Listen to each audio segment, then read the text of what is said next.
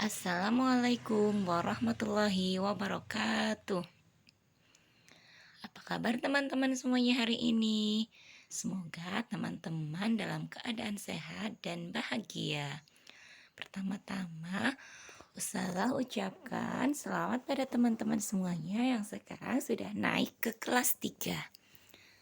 Selamat ya, semoga di kelas 3 ini teman-teman nanti belajarnya lebih semangat lagi, lebih rajin lagi, biar menjadi anak yang pandai serta soleh dan soleah.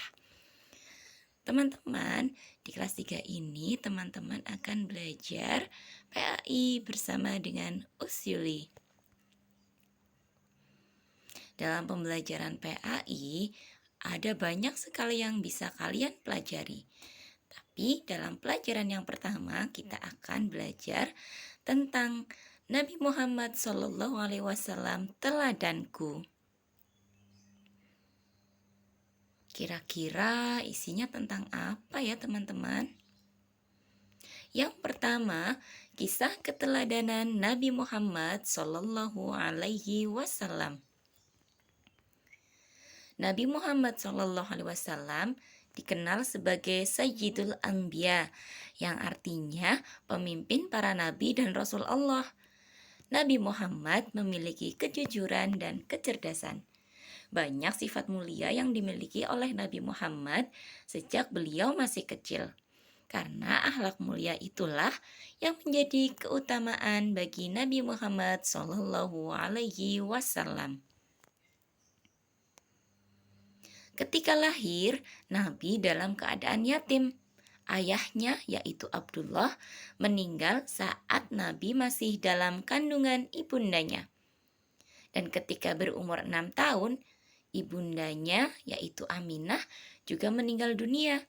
Jadilah Nabi Muhammad seorang yatim piatu. Nah, jadi Nabi Muhammad ketika berusia 6 tahun sudah tidak mempunyai ayah ataupun ibu. Sepeninggal ibunya, Nabi Muhammad tinggal dan diasuh bersama dengan kakeknya, yaitu Abdul Muthalib. Meskipun yatim piatu, Nabi tetap percaya diri dan tidak merasa minder dengan teman-teman sebayanya saat itu. Nabi Muhammad SAW tetap ceria. Dan pada saat Nabi berusia 8 tahun, sang kakek pun meninggal dunia. Kemudian Nabi diasuh oleh pamannya, yaitu Abu Thalib. Sejak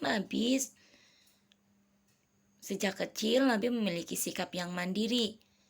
Pada usia 8 tahun, Nabi mulai menggembalakan kambing-kambing milik penduduk Mekah.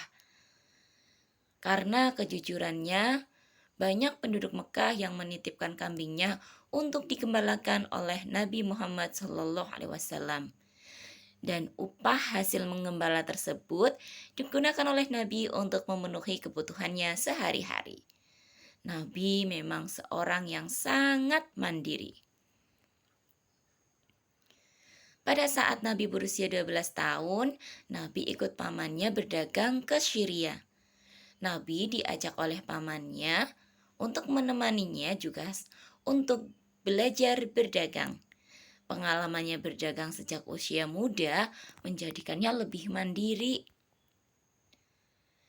Setelah dewasa, Nabi Muhammad bekerja di tempat seorang pedagang perempuan yang kaya raya, yaitu Khadijah.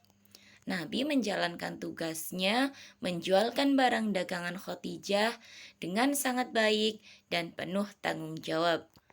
Khadijah pun selalu merasa puas dengan pekerjaan yang dilakukan oleh Nabi. Lama-kelamaan, Khadijah mulai tertarik terhadap Nabi karena kejujurannya, tanggung jawabnya. Akhirnya, Khadijah pun menjadikan Nabi sebagai suaminya. Penduduk Mekah sangat mempercayai Nabi SAW. Pada akhirnya, mereka, yaitu penduduk Mekah, pun memberikan julukan Al-Amin kepada Nabi, yang berarti orang yang sangat dipercaya. Penduduk Mekah mengagumi kejujuran, kemandirian, dan juga tanggung jawab Nabi. Nabi juga selalu melakukan sesuatu dengan percaya diri. Nah, teman-teman, ketika Nabi Muhammad berusia 30 tahunan, ada sebuah kisah, yaitu kisah peletakan Hajar Aswad, yang mana Nabi Muhammad mempersatukan bangsa Arab. Pada saat itu,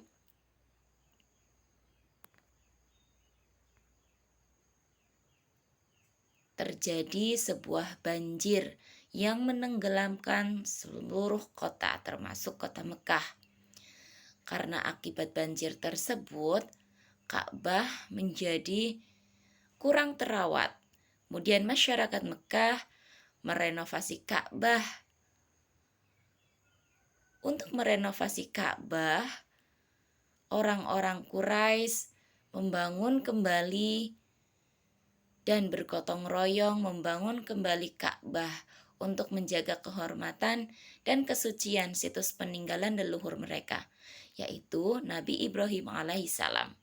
Jadi Ka'bah ini dibangun oleh Nabi Ibrahim, tapi ketika itu sudah mulai tidak terawat akibat terjadi banjir, sehingga masyarakat Mekah merenovasinya agar tetap terjaga kelestarian Ka'bah tersebut.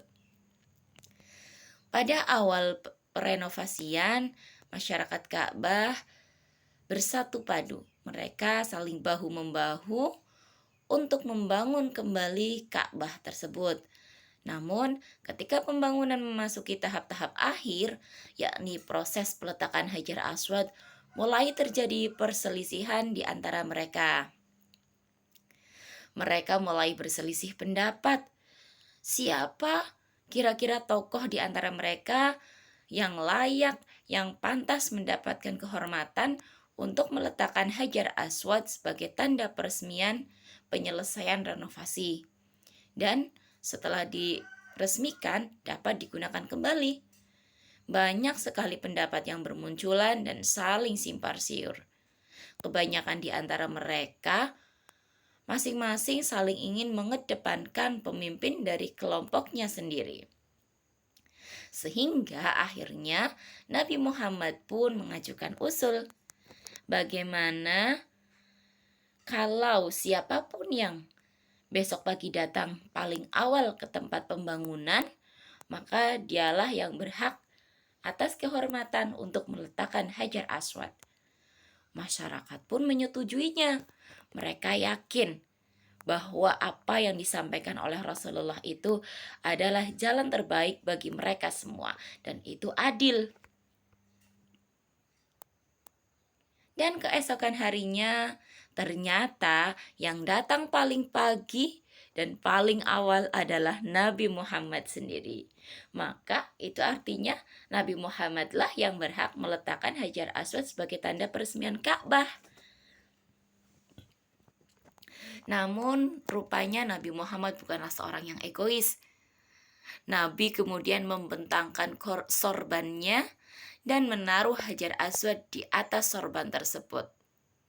Kemudian mengajak seluruh tokoh lain dari masyarakat Mekah untuk memegang ujung dari sorban Nabi Muhammad tersebut dan bersama-sama meletakkan Hajar Aswad. Dengan begitu, puaslah mereka semua atas keputusan Nabi Muhammad. Semua ikut andil, semua berpartisipasi meletakkan Hajar Aswad yang mulia. Begitulah kisah Hajar Aswad pada masa pemerintahan di kota Mekah tersebut. Dari kisah Nabi Muhammad tersebut diperoleh beberapa keteladanan. Apa saja sih yang bisa kita teladani dari kisah tersebut? Mari kita lihat lagi meneladani Nabi Muhammad SAW.